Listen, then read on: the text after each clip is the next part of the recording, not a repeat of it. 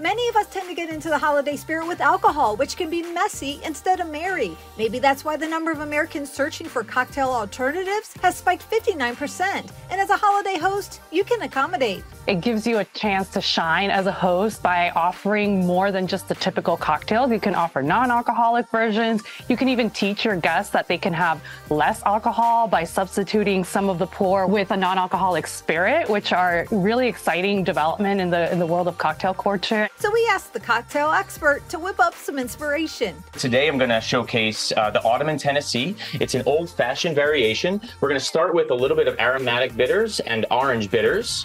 And then, of course, our sweetener, keeping in the holiday season cheery mode here. We're using a little bit of maple syrup as our sweetener, about a teaspoon or a quarter of an ounce. And then again, the star of the show, the George Dickel 8-year Tennessee whiskey. And like Anna mentioned, we're using 1.5 ounces here for this classic rendition, but feel free to substitute half of that with our Seedlip Spice non-alcoholic spirit. Add ice to our mixing glass.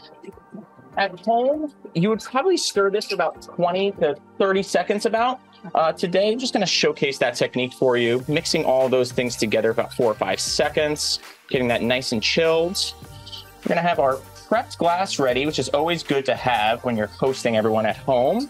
And then using your strainer, you can just look like the pro that you are by pouring that right over a fresh, large ice cube, and then some simple garnish, just like a brandy cherry, and then a fresh orange twist.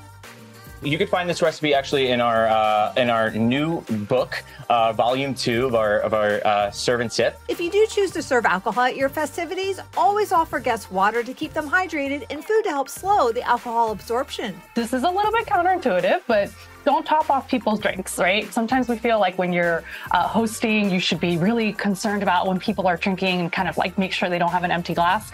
By doing that, though, it's really difficult to keep track of how much you're drinking. And of course, make sure they have a safe way to get home. Get more free alternative recipes at Diageo_NA on Instagram and more tips for drinking responsibly at drinkiq.com.